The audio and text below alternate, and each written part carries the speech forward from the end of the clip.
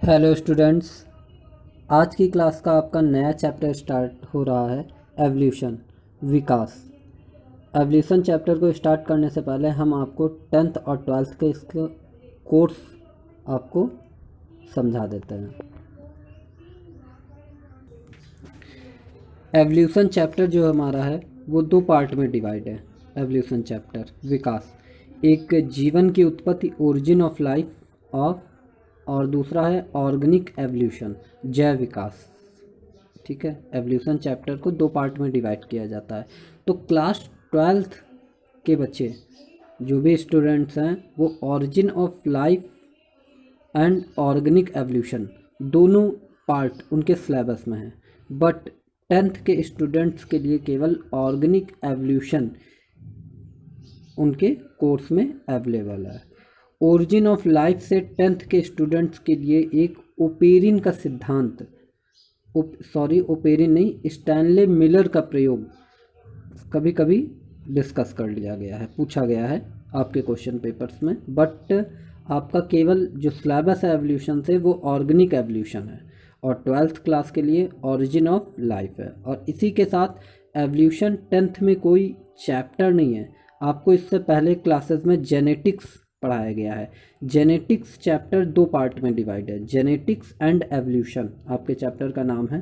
10th class में bio के chapter का नाम है जेनेटिक्स एंड एवोल्यूशन, अनुवांशिकता तथा विकास। तो जेनेटिक्स चैप्टर को हम डिस्कस कर चुके, पार्ट को हम डिस्कस कर चुके।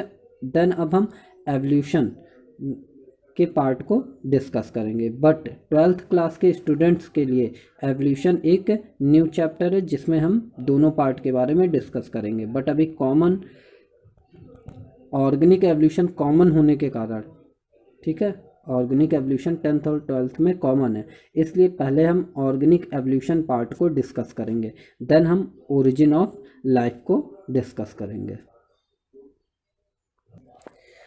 आज की इस क्लास में हम ये 5 टॉपिक्स डिस्कस करेंगे: विकास एवोल्यूशन, जैव विकास बायो एवोल्यूशन या organic evolution, evidence of organic evolution जैव विकास के प्रमाण, एनाटॉमिकल एविडेंस शारीरिक संरचनात्मक प्रमाण, एवोल्यूशनरी थ्योरी या एवोल्यूशन थ्योरी जैव विकास के सिद्धांत। ये 5 टॉपिक्स के बारे में आज की क्लास में हम डिस्कस करेंगे। आज की क्लास का पहला टॉपिक है एवोल्यूशन, विकास किसे कहते हैं, क्या है एवोल्यूशन। ठीक है, द सक्सीसिव चेंजेस इन एटमॉस्फेयर, ठीक है, इज कॉल्ड एवोल्यूशन। सक्सीसिव मीन्स क्या होता है, वातावरण में होने वाला क्रमिक परिवर्तन। आप जानते हैं कि सबसे पहले क्या यूनिसेल्यूलर बना, यूनिसेल्यूलर से मल्टी सेल्यूलर बना, मल्टी सेल्यूलर में भी कई हायर एनिमल हैं, बॉडी पार्ट्स ऐसे उनका डेवलप है। तो क्या हुआ, धीरे धीरे एक क्रम वाइज हमारा क्या हुआ है, एक स्टेप वाइज हमारा क्या हुआ है, विकास हुआ है।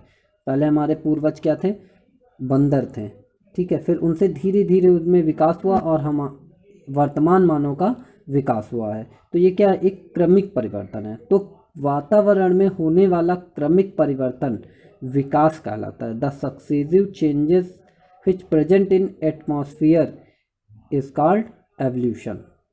ठीक, बट अगर यही सक्सेसिव चेंजेस किस में हो रहा है, हमारा लिविंग ऑर्गेनिज्म में हो रहा है, क्योंकि चेंजेस लिविंग और नॉन लिविंग दोनों में हो सकता है। आपको नॉन लिविंग के बारे में बाद में डिस्कस किया जाएगा, बट यहाँ successive changes in living organism. If successive changes occur in living organism then evolution is known as organic evolution. अगर क्या हो रहा है, अगर विकास जीवधारियों में हो रहा है तो वह विकास जैव विकास कहलाता है। ठीक है, जैव विकास के कारण क्या होता है, सरल जीवों से जटिल जीवों का विकास हुआ है। सरल जीवों का मतलब यूनिसेल्यूलर से मल्टीपल बहुकोशिकीय, एक कोशिकीय से बहुकोशिकीय जीव जंतुओं का विकास हुआ है। Due to evolution complex animal या higher specific animal develops from lower animal, simple animal से हुआ है। ठीक है, आपको एवोल्यूशन की डेफिनेशन समझ में आई और मीन्स भी समझ में आ गया होगा कि वातावरण में होने वाला क्रमिक परिवर्तन जो स्टेप वाइज धीरे धीरे हम लोगों का विकास हो रहा है, ये हमारा क्या कहलाता है, एवोल्यूशन कहलाता है। और ऑर्गेनिक एवोल्यूशन क्या है, अगर लिविंग में हो रहा है। एवोल्यूशन सभी में होता है, विकास सभी में हो रहा है, ठीक है। फॉर एग्जांपल एक हम ले सकते हैं कि हमें बताया गया है कि हिमालय क्या है, हमारा धीरे धीरे बढ़ता जाता है, 1 सेंटीमीटर ऐसे बढ़ता रहता है, ऊंचाई करता है। तो उसमें भी ऊंचाई में क्या हो रहा है, एवोल्यूशन, लेकिन वो कैसा है, निर्जीव में हो रहा है। ठीक, वो फिजिकल, जो भी नॉन लिविंग में होने वाला एवोल्यूशन फिजिकल होता है, वो केवल हमें दिखाई देता है ऐसे, और कुछ परमानेंट वो एवोल्यूशन नहीं हो सकता है। ठीक है, लेकिन जो हमारा लिविंग में होता है वो परमानेंट एवोल्यूशन, विकास हो रहा है। ठीक है, एवोल्यूशन की थ्योरी को डिस्कस किया गया था। ठीक है, एवोल्यूशनरी थ्योरी, जैव विकास का सिद्धांत, जैव विकास कब होता है, कैसे संभव है, उसका क्या प्रभाव पड़ता है, इसके बारे में एक एवोल्यूशनरी थ्योरी दी गई। एवोल्यूशन थ्योरी, जैव विकास का सिद्धांत दिया गया। सिद्धांत क्या कहता है, देखते हैं हम लोग।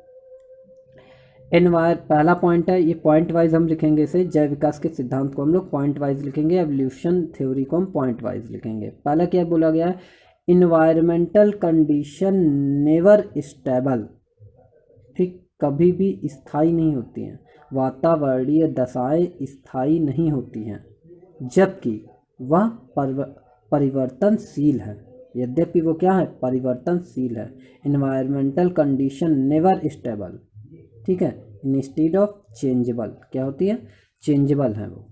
ठीक है, कैसी है, परिवर्तनशील है। ठीक है, इन्वायरमेंटल कंडीशन नेवर स्टेबल, ठीक है, इट इज चेंजेबल, कैसी होती है, परिवर्तनशील है, इनमें परिवर्तन होता रहता है। वातावरणीय दशाओं का मतलब आप जानते हैं, तापमान और वातावरण दशाएं, हवा की तीव्रता, ये सब क्या है, कभी निश्चित नहीं है। क्या मौसम, क्या सीज़न एक ही जैसा रहता है, नहीं, बदलता रहता है। अब इस समय तो गर्मी, समर का सीज़न ज़्यादा बड़ा हो गया है।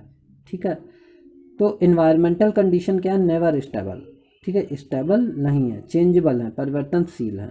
ठीक, दूसरा पॉइंट हमारा क्या है, जैव विकास मंद गति का क्रमिक परिवर्तन है। ऐसा नहीं कि जैव विकास एक पीढ़ी से दूसरी पीढ़ी में ही हमको दिखने लगेगा, नहीं, जैव विकास एक स्लो, कैसा है, evolution is slow successive changes, ठीक, which present in living organism as well as non living organism.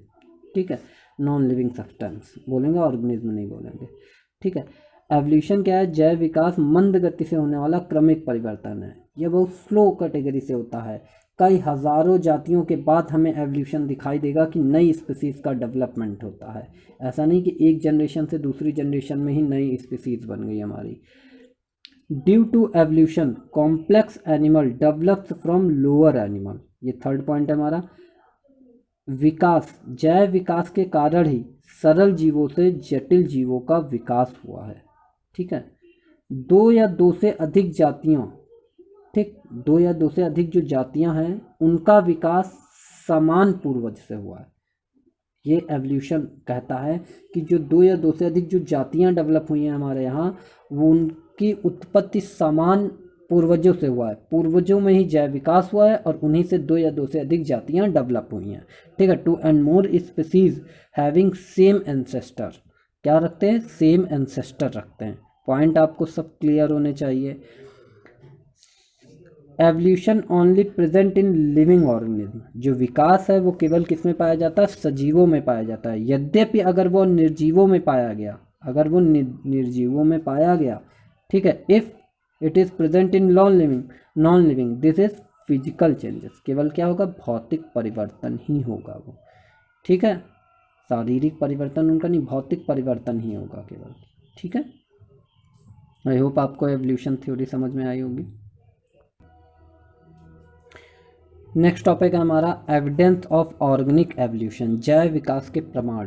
प्रमाण क्या होते हैं, सिंपल लैंग्वेज में हम लोग जानते हैं कि प्रमाण या एविडेंस तब दिए जाते हैं जब कुछ हमें प्रूव करना होता है। किसी बात का अगर हमें प्रूफ देना है कि यह हमारा संभव है, प्रूफ हमें बताना है कि जैव विकास, ऐसे ही हमारे लिए जैव विकास को प्रूव करने के लिए कुछ एविडेंस दिए गए। कुछ साइंटिस्ट ने बताया कि विकास होता है, लेकिन कुछ साइंटिस्ट ने कहा कि ऐसा प्रूव करके हमें दिखाइए, तो उसके लिए क्या दिए गए, प्रमाण दिए गए, एविडेंस दिए गए। ठीक है, एविडेंस प्रूव, ठीक, एविडेंस प्रूव एवोल्यूशन अकर इन एनवायरनमेंट, क्या होता है, एविडेंस, प्रमाण या सिद्ध करते हैं कि जैव विकास प्रकृति में विद्यमान है, या फिर जैव विकास प्रकृति में होता है।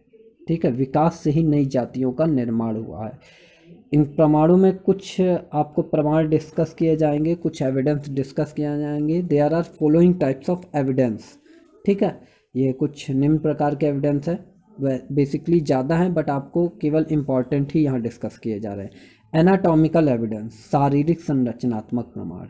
एम्ब्रियोलॉजिकल एविडेंस, भ्रूणिकी से विकास का प्रमाण। और कनेक्टिव लिंक, संयोजक कड़ी। और डी क्या है हमारे पास, फॉसिल। ये मोस्ट इम्पॉर्टेंट है, ठीक है। कनेक्टिव लिंक और फॉसिल से शॉर्ट नोट्स डिस्कस किया जाता है, आपका शॉर्ट नोट्स पूछा जाता है कई बार, ठीक है। तो पहला हम पढ़ेंगे एनाटॉमिकल एविडेंस। एनाटॉमिकल एविडेंस की बात करते हैं, शारीरिक संरचनात्मक विकास, ठीक। शारीरिक संरचनात्मक क्या होता है कि बताया गया कुछ जीव जंतु या दो से अधिक जातियों में कुछ ऐसी शारीरिक समानता पाई जाती थी जिससे यह सिद्ध होता है, दो से अधिक जातियों के शारीरिक संरचना में कुछ समानता पाई जाती थी जिससे यह सिद्ध होता था कि ये दोनों ही जातियां एक पूर्वज से ही डेवलप हुई हैं, एक समान पूर्वज से डेवलप हुई हैं, ठीक है। 2 and more species having similarities in structure, physical structure, ठीक, anatomical structure, so this prove they have same ancestor, ठीक है। और यह मत किसने दिया था, यह सिद्धांत जो शारीरिक संरचना का मत कि जिनकी संरचनाएं समान है, शारीरिक संरचनाएं समान है, उनका विकास एक ही पूर्वज से हुआ है, यह मत किसने दिया था, रिचर्ड ओवन ने दिया था। किसने दिया था, रिचर्ड ओवन ने दिया था। इनके अनुसार क्या थे, दो या दो से अधिक जातियां संरचनात्मक रूप से समान होती हैं, संरचनात्मक रूप से समान होती हैं, जो यह सिद्ध करती हैं कि उनका विकास एक ही जाति से हुआ है, ठीक है। 2 and more species having similarities in anatomical structure, so this prove they evolved from same ancestor, evolved का मतलब विकास हुआ है, ठीक है। अब संरचनात्मक समानताएं भी कई प्रकार की होती हैं, यहाँ 3 आपको बेसिकली डिस्कस की गई हैं, ठीक है। देयर आर फॉलोइंग, ठीक, सिमिलरिटीज इन स्ट्रक्चर। पहला समजात अंग, होमोलोगस ऑर्गन। दूसरा है संवृत्ति अंग, एनालॉगस ऑर्गन। तीसरा है अवशेषी अंग, ये क्या है, अवशेषी अंग, वेस्टिजियल ऑर्गन, ठीक है। ये सभी तीनों पॉइंट हमारे लिए शॉर्ट नोट्स में इम्पॉर्टेंट है, तो इसको आप थ्योरी मेंटेन करके लर्न करने की भी कोशिश करते रहें साथ में, वैसे आपको लर्न होता चलेगा साथ में ही। अब हम 1 by 1 homologous organ, analogous organ, vestigial organ, ठीक है, समजात अंग, संवृत्ति अंग और अवशेषी अंग के बारे में डिस्कस करेंगे। पहली एनाटॉमिकल सिमिलरिटीज है, ठीक है, समजात अंग, होमोलोगस ऑर्गन, समजात अंग, ठीक है, होमोलोगस ऑर्गन। ऐसे ऑर्गन, ठीक है, those organ which are similar in origin, embryological development and structure, ठीक, which are similar in origin, embryonic development and structure are known as homologous organ। 1 minute, आपको modified definition हम थोड़ा कर देते हैं, ठीक है। those organs which present in 2 and more species having similar origin, embryonic development and structure, ठीक है, और similar in structure are known as homologous organ, ठीक है। 2 या 2 से अधिक जातियों में पाए जाने वाले वे अंग जिनकी उत्पत्ति, भ्रूणी विकास व संरचना समान होती है क्या कहलाते हैं, समजात अंग कहलाते हैं, ठीक। लेकिन समजात अंग जो होते हैं, homologous organ having different function, structure समान होता है बट उनका फंक्शन, कार्य क्या होता है, भिन्न भिन्न होता है। समजात अंगों के कार्य क्या होते हैं, भिन्न भिन्न होते हैं। For example, hand of man, मनुष्य के हाथ, घोड़े के अग्र पैर, फोरलेग ऑफ हॉर्स, इनका स्ट्रक्चर कुछ सिमिलर होता है बट फंक्शन क्या होता है, हैंड कैचिंग का काम आता है और हॉर्स का लेग दौड़ने के काम आता है। Wings of bat, birds and flipper of fish, ठीक, विंग्स ऑफ बैट और बर्ड्स सिमिलर होते हैं स्ट्रक्चर में और उड़ने कम होते हैं, लेकिन फ्लीपर्स भी सिमिलर होते हैं। फिश फ्लीपर से तैरती है, ठीक है। फिशेस के वो क्या होते हैं, तैरने कम होते हैं, फंक्शन अलग है, लेकिन स्ट्रक्चर क्या है इनका, सिमिलर है। ठीक, आई होप आपको समझ में आया होगा। समवृत्ति अंग, एनालॉगस ऑर्गन, ठीक, those organ which present in 2 and more species having similarities in function. किसमें सिमिलरिटीज रखता है, फंक्शन में, कार्य में समानता प्रदर्शित करता है। किन्हीं 2 या 2 से अधिक जातियों में पाए जाने वाले वे अंग जो कार्य में समानता व्यक्त करते हैं समवृत्ति अंग कहलाते हैं, एनालॉगस ऑर्गन कहलाते हैं, ठीक है। But they have different structure, लेकिन क्या होते हैं, समवृत्ति अंग क्या करते हैं, भिन्न भिन्न संरचना प्रदर्शित करते हैं। Analogous organ shows different structures, ठीक है। For example wings of bat, fat नहीं यहाँ पर, क्या है, बैट, ठीक, wings of bat and insect, क्या होता है, बैट और इंसेक्ट के क्या होता है, ठीक है, विंग्स उड़ने के काम आते हैं, लेकिन इनका स्ट्रक्चर क्या होता है, डिफरेंट होता है, ठीक है। फंक्शन सेम होगा यहाँ पर, ये बात याद रखिएगा, फंक्शन सेम है, ठीक है, समवृत्ति में, एनालॉगस में। अवशेषी अंग मोस्ट इंपॉर्टेंट, क्या है, अवशेषी अंग, वेस्टिजियल ऑर्गन के बारे में हम पढ़ते हैं। वेस्टिजियल ऑर्गन क्या है, those organ which present in modern species but have no function, but have no function, ठीक, क्या करते हैं, वे अंग जो वर्तमान जातियों में उपस्थित है लेकिन क्या है, कोई कार्य नहीं क्रियान्वित करते, कोई कार्य नहीं करते हैं, ठीक है, कार्य नहीं करते हैं, लेकिन ये अंग, these organs are having function in our ancestor, लेकिन ये क्या करते हैं, ये अंग हमारे पूर्वज में कार्य के उपयुक्त थे। वे अंग क्या कहलाते हैं, अवशेषी अंग कहलाते हैं। Those organ which are functionless in present time but having function in our ancestors are called vestigial organ. वे अंग जो हमारे वर्तमान समय में कार्यहीन है लेकिन हमारे पूर्वज में ये कार्य योग्य थे, ठीक है, अवशेषी अंग कहलाते हैं, ठीक है। हमारे पूर्वज में क्या थे, कार्य करते थे, लेकिन प्रेजेंट टाइम में हमारे बॉडी में हैं लेकिन वो कोई कार्य नहीं करते हैं, क्या कहलाते हैं, अवशेषी अंग कहलाते हैं, ठीक है। For example hair of skin, skin जो हमारी त्वचा के क्या है, बाल, ये क्या करते थे, हमारे पूर्वज में टेम्परेचर को रेगुलेट करते थे, क्योंकि वो लोग खुले मैदानों में रहते थे, ठीक है, तो वहाँ पर सर्दी गर्मी सब बाहर महसूस करते थे, तो इसलिए उनको टेम्परेचर रेगुलेट करने के लिए स्किन के हेयर हेल्प करते थे।